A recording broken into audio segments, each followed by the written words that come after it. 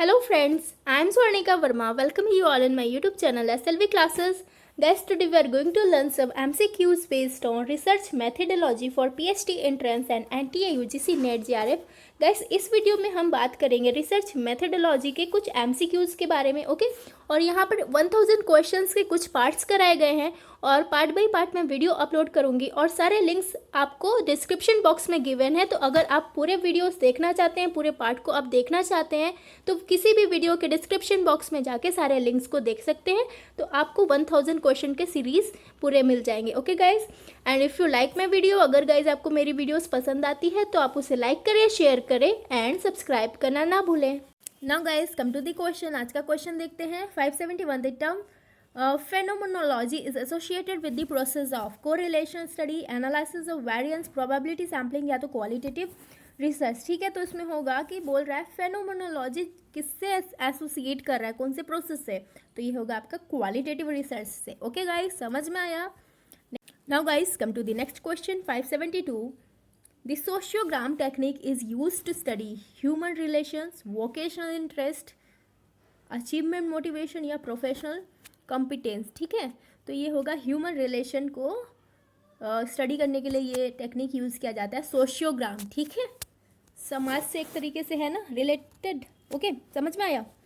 अब guys next देखते हैं। 573 which one of the following method serve to measure correlation between two variables. तो यहाँ पे बोल रहा है कि इसमें से कौन सा मेथड है जो कोरिलेशन होता है जो दो वेरिएबल्स के बीच में, उसको मेजर करने के लिए यूज़ किया जाता है। Two way table, scatter diagram, frequency distribution या तो कोएफिशिएंट ऑफ रैंक कोरिलेशन। ठीक है, तो गाइस इसका राइट आंसर होगा ऑप्शन डी, यानी coefficient of rank correlation. Okay, 574 देखते हैं। Which of the following phrases is not relevant to describe the meaning of research as a process, trial and error, problem solving, systematic activity या objective observation. ठीक है, तो option D आपका right answer हो जाएगा। Okay guys, question फिर से देखिए। ये बोल रहा है कि फ्रेज इसमें से जो रिलेवेंट नहीं कर रहा है कि वो डिस्क्राइब करे रिसर्च का, ठीक है, रिसर्च एज अ प्रोसेस को। ठीक है, तो ये होगा ऑब्जेक्टिव ऑब्जर्वेशन। नेक्स्ट देखते हैं 575 विच of the following is not an example of continuous variable. इसमें बोल रहा है कंटिन्यूस वेरिएबल का इसमें से कौन सा एग्जाम्पल नहीं है। Height, attitude, family size, intelligence. Common sense से इंटेलिजेंट इसमें नहीं होगा। गाइज अगर आपको नहीं समझ में आ रहा है, कोई भी क्वेश्चन में कोई भी परेशानी है, कोई भी इशू है, तो आप कमेंट सेक्शन में आके मुझसे पूछ सकते हैं। ओके गाइज, नेक्स्ट क्वेश्चन जल्दी जल्दी देखते हैं।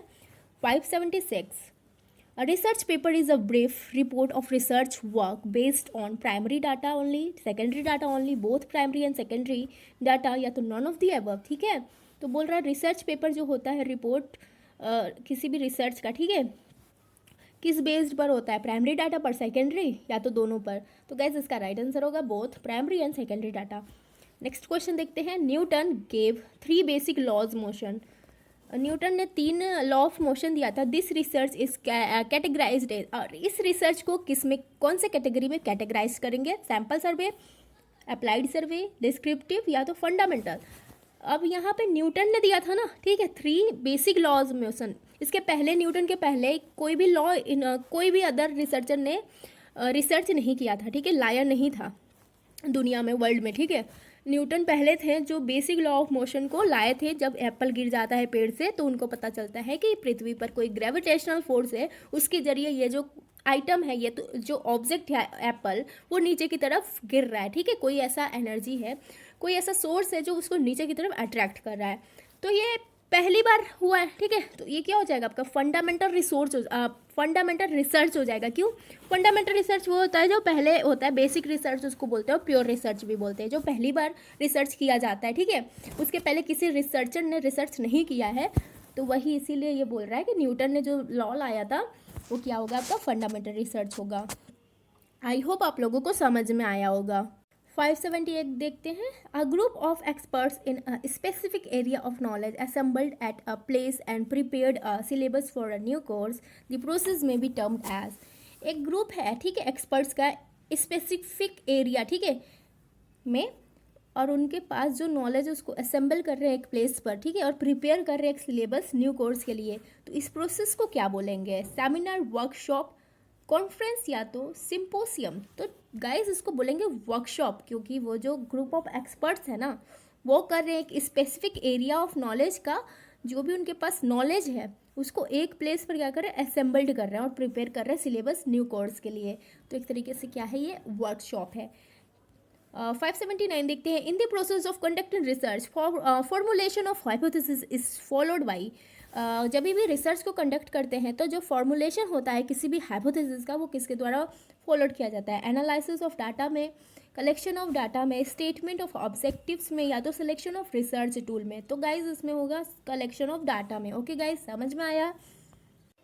Now guys come to the question 580, which one of the following method is best suited for mapping the distribution of different crops as provided in the standard classification of crops in India? Dot method, pie diagram, isopleth technique या तो chromatic technique. ठीक है, तो इसमें होगा कि कौन सा मैथड है इसमें से वन जो बेस्ट है, जो मैपिंग जो डिस्ट्रीब्यूशन है ना डिफरेंट क्रॉप्स का उसको मैप करके बता रहा है, और जो प्रोवाइड किया जाता है स्टैंडर्ड क्लासिफिकेशन ऑफ क्रॉप्स में भारत में। ठीक है, तो होगा ये क्रोमेटिक टेक्निक में होता है।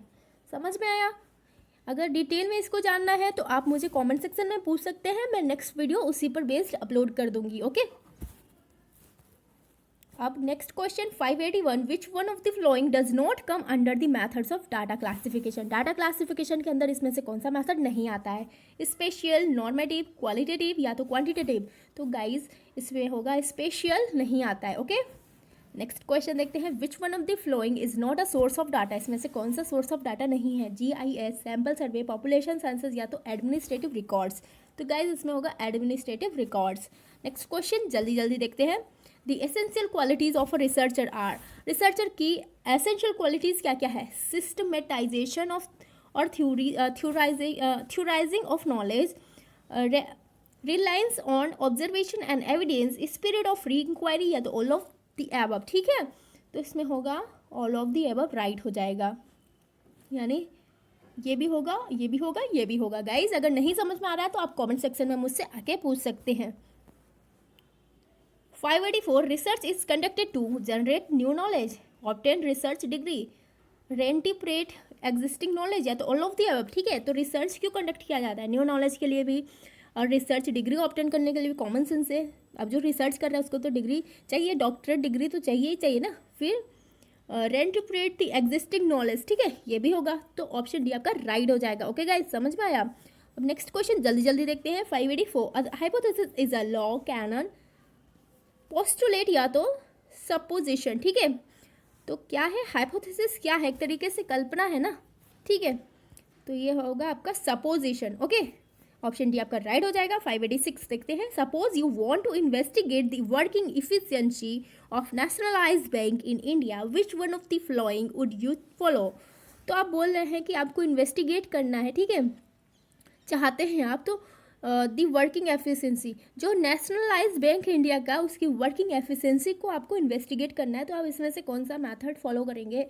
Area sampling, quota sampling, sequential sampling या तो मल्टी स्टेज सैम्पलिंग? ठीक है, तो आप करेंगे मल्टी स्टेज सैम्पलिंग। ठीक है, क्योंकि आपको क्या करना है, नेशनलाइज्ड बैंक क्या करना है ना, इंडिया के जितने नेशनलाइज्ड बैंक है उनको आपको इन्वेस्टिगेट करना है। ओके, तो multi stage sampling is your right answer. Okay guys, समझ में आया। 587 देखते हैं, control group condition is applied in. Control group जो होता है कंडीशन किस पे अप्लाई करता है? सर्वे research, historical research, descriptive research या एक्सपेरिमेंटल रिसर्च। ओके, तो ये होगा आपका एक्सपेरिमेंटल रिसर्च पर ये कंट्रोल ग्रुप क्या होता है, कंडीशन अप्लाई करता है। 588, workshops are meant for giving lecture, multiple target group, showcase new theories, hands on training and experience. तो गाइस इसका राइट आंसर होगा hands on training dash oblique experience, यानी ट्रेनिंग भी होगा और एक्सपीरियंस भी होगा। ओके गाइस, समझ में आ रहा है। नाउ गाइस नेक्स्ट क्वेश्चन देखते हैं, विच one of the following is a research tool? इसमें से कौन सा है जो रिसर्च टूल है? ग्राफ, डायग्राम, इलस्ट्रेशन या क्वेश्चन है? ठीक है, तो इसमें से रिसर्च टूल कौन सा है? ग्राफ है या तो डायग्राम है या तो इलस्ट्रेशन है या तो क्वेश्चनर है। तो ऑप्शन डी आपका राइट हो जाएगा। रिसर्च टूल आपका क्वेश्चनर है। क्वेश्चनर के जरिए हम लोग सर्वे में पूछ सकते हैं क्वेश्चन। ठीक है, now guys come to the last question 590, research is not considered ethical if it is. Research को एथिकल कब नहीं माना जाता है? जब वो एक वेरी हाई स्टैंडर्ड ना हो, tries to prove a particular point, does not investigate the data scientifically, ठीक है, तो साइंटिफिकली डाटा को इन्वेस्टिगेट ना करे, या तो डज नॉट एंजर प्राइवेसी एंड एनोमिटी। एनोमिटी मतलब गुमनाम, कोई भी रिस्पोंडेंट अपना नाम छुपाए, ठीक है, ऑफ द रिस्पोंडेंट। तो गाइज इसका होगा research is not considered ethical if it is does not ensure privacy and anonymity of the respondent. Anonymity मतलब होता है गुमनाम, यानी कोई भी है जो व्यक्ति अपना नाम छुपा रहा है। ओके गाइज, समझ में आया ना? ये आपका वीडियो का लास्ट क्वेश्चन है। अगर वीडियो पसंद आती है तो आप इसे लाइक शेयर कमेंट जरूर करें, और इनकेस कोई भी प्रॉब्लम है, कोई भी डाउट है, तो आप कमेंट सेक्शन में मुझसे पूछ सकते हैं। Okay guys, thank you for watching my video.